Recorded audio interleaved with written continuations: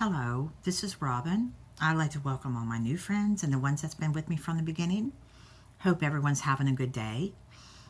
I am going to do a Keeping It Real video. This is from Tina H.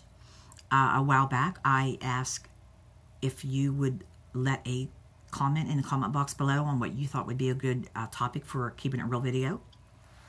And this was Tina's. Tina has a channel. If you would, go check her out. Her topic was dealing with an elderly parent. Again, I am no psychologist, psychiatrist, counselor of any kind. These are my opinions, only my opinions, my views. If you agree, you do. If you don't, that's fine. Everybody's entitled to their own opinion. After the video, if you stay that long, if you would, put your input. If you have a story to tell, I'd love to read about it. If you want to email me or write to me, my P.O. box and my email is in the description box under every video. So let's get on with it. Tina, thank you for letting this topic down. It's a very good topic. As a lot of you may know, my mom just turned, or she just turned 91. I am a caregiver. Some of my clients, one of my clients is 98. Another one of my clients is 93. And another client that I have is 74. And then I have a few other that I pick up here and there that have different things. You know, one of them had a stroke. You know, one of them has knee problems and walks with a walker. The other one walks with a cane. You know, there's various things that they need help with. But one thing I believe, and I've learned the hard way, that you can do, and maybe you shouldn't try to do, is take away what little bit they can do for themselves. Because you got to remember, these were moms, their grandmas, their aunts, uncles, you know. They had a whole life before we even came along. And they still have a life, even though it's like a senior citizen life. We have to respect them.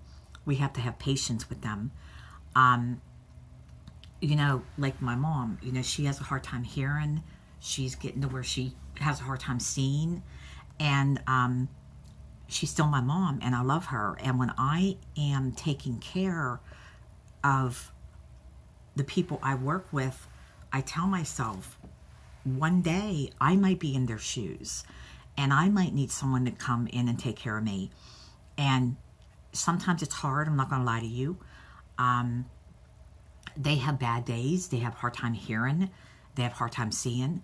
So sometimes you have to be their ears and their eyes, and you have to repeat yourself sometimes, and you may have to raise your voice for them to hear you. But I'm lucky, very, very lucky. The people that I've been working with are very respectful, very loving. I had a few that was kind of grumpy and mean and cussed me and stuff, and you just have to watch how you handle that. Some older parents or older relatives just are downright mean. I'm sorry, but there's no other better way to say it. They're very bullheaded. They're very stubborn. They don't like getting old. They, you know, still wish that they were maybe able to do things that they need somebody to come in and do for them now. And they were very dependent their whole life. And that's why I say, you know, I ask them, what can I do for you? What would you like for me to do for you? What do you need help with? You know, I don't take that away from them. They still have to feel needed and wanted and loved and cared for, and that they still are able, the things that they are able to do on their own, if it takes them an extra half hour, then they still feel that accomplishment. They still feel that they have a need. But that's the hardest thing, I think, is being patient and trying to be understanding. And like I said, they're still a parent. They're still a grandma. My mom still yells at me. She does. I get yelled at again on the phone the other day. I didn't call her, and I called her, but then 2 days went by before I called her after I had the injection, and she calls me, and she said, I wanted to know what is going on. How are you feeling after the injection? And I'm like, I'm fine, Mom.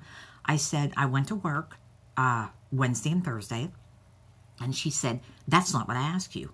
I asked you, how are you feeling? You were supposed to call me, and you did not call me, and I want to know why. I want to know how you're feeling. And I kind of like got, okay. But then I thought, Robin, so it makes me feel good that my mom is still that old and still worries. I mean, I don't want her worrying per se, but I mean, it still makes me feel good that she still worries, as far as wanting to know what's going on with her kids. And she always has. And, regardless of how old we are, we're still their kids. We're still their babies. And the older they get, that's all they have left is memories and things that they can hold on to. And we have to try to be very respectful and patient. And I'm not a patient person. I never have been. Ask my children. That's awful to say, but I'm not. But I've learned. I've had more patience than I ever have since I started this job. And I'm very thankful for that. But again, and then there's another aspect. They tell you things. They want you to listen to them. They feel they're older. You should understand what they're trying to say, and you should do what they tell you to do. And it's hard to do. At any age, that's hard to do. But, my mom always tells me, I've tried to tell you. You never listen to me. You never take my advice. You never take my opinion. I'm older. I'm wiser. You think you would understand and try to know I'm trying to tell you for your own good because I love you. And I do. I understand that. Just like I try to tell my kids and my kids tell my grandchildren, they're not going to listen. We have to learn for ourselves, sadly. But that's, we have to experience the experience like they did when their parents tried to tell them. Believe me, there's a lot of times I tell my mom, I know, I wish I would have listened to you. There's no doubt in my mind, I wish I would have listened to you. Then she'd say, well, are you going to listen the next time? Probably not. Probably not. That's just the way it is. But anyway, I just wanted to touch base on that. Tina, I hope, I did okay by the video and the subject.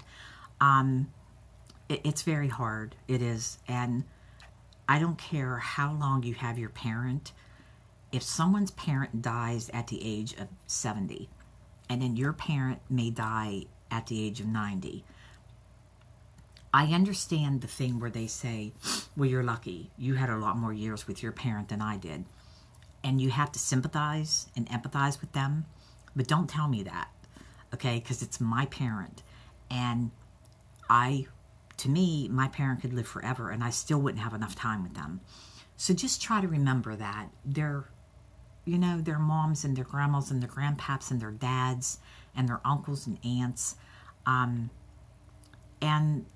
just because they're older and they're more slower and they forget and things, they're still that person on the inside, and you have to respect that and try to remember that.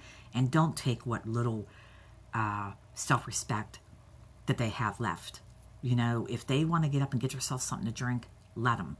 If they want to make themselves something to eat, let them. If it's to the point where you think they may hurt themselves, just kind of wander around, talk to them. Just say, is there anything I can do to help? But anyway, okay. I'm going to get off of this subject. If you like this kind of video, give it a thumbs up. If you haven't subscribed yet, please do. And I will talk to you in my next video. Take care. Bye.